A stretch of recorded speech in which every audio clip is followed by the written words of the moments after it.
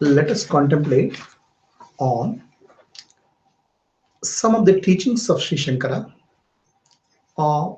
about realizing Brahman. Brahman is the supreme reality. Brahman is beyond our senses, mind, intellect. How to realize Brahman? This question we'll try to understand from teachings of Sri Shankara. Brahman is self-existent. Brahman doesn't require the support of anything else for existing. For example, the wind, let's say the oxygen or water, requires oxygen molecules and water molecules and hydrogen molecules. It is not self-existing. It requires something else to exist. Whereas Brahman doesn't require anything else to exist. It is self-existing and it's self-evident also. There is no other proof required that Brahman exists. In a sense, Brahman being the fundamental reality,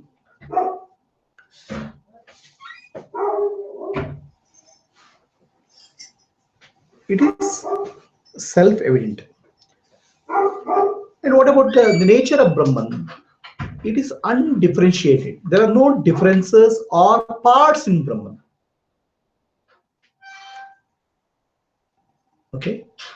For example, let us say take a car. Car has wheels, a steering, a gearbox, and many other parts. A car is made up of parts. Brahman is not made up of parts.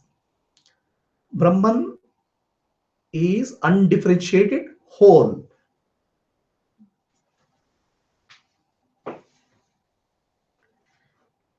It is pure consciousness whose nature is awareness. Brahman is free from subject and object. I see you, I am the subject, and you are the object. I see the wall, wall is the object, and I am the seer.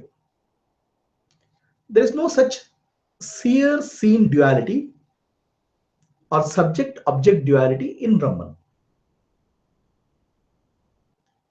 Brahman is immutable. When I say immutable, it doesn't change with time. So there are some Brahman a billion years back, some Brahman now. After billion years back, after a billion years later, some Brahman will change to something else. No.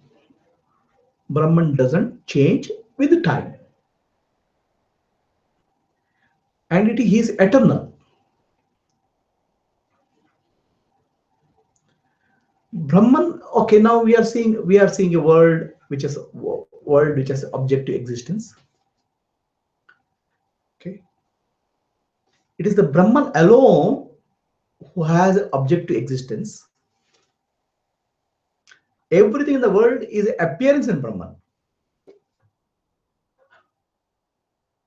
The Brahman alone has objective existence because it is all pervading.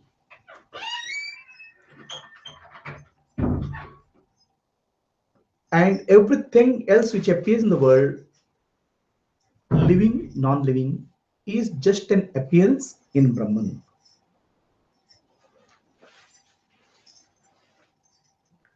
So there are different means of knowledge, right?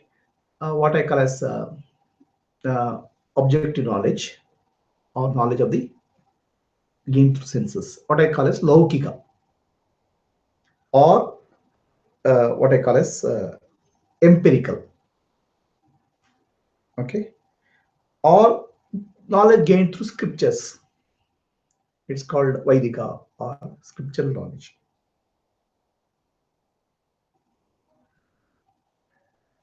It is through, whether it's through empirical knowledge or through scriptural knowledge,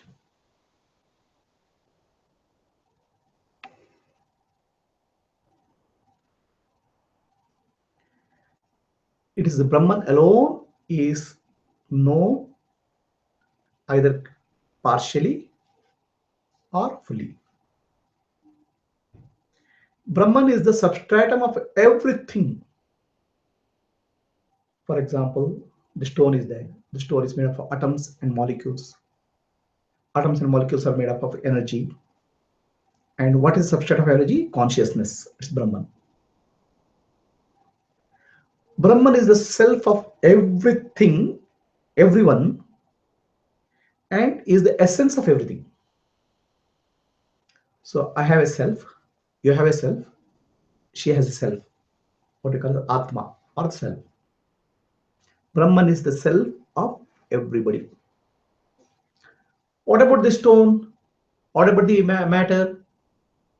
The essence of that is also Brahman.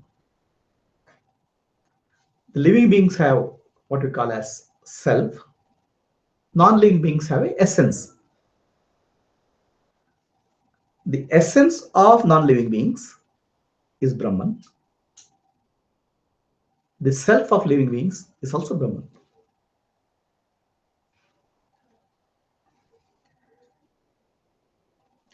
There is no way things can exist without Brahman. Without Brahman, they become selfless, anatma, and void, empty. So, what is the point of knowing Brahman?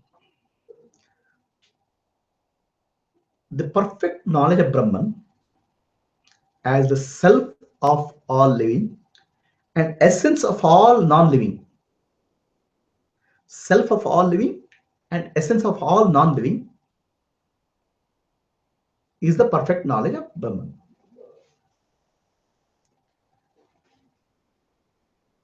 This is the supreme end of life or liberation.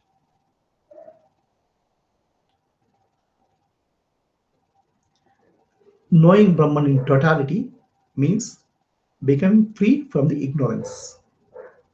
The root cause of ignorance is the root cause of human bondage and suffering. To know Brahman is to become free from ignorance.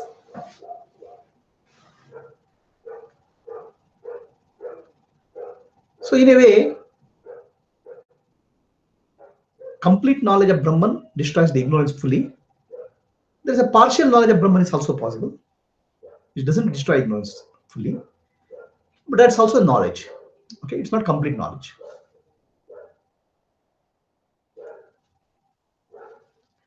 So, how to know Brahman? What is the experience of knowing Brahman is what we are going to contemplate based on teachings of Sri Shankara in the coming talks.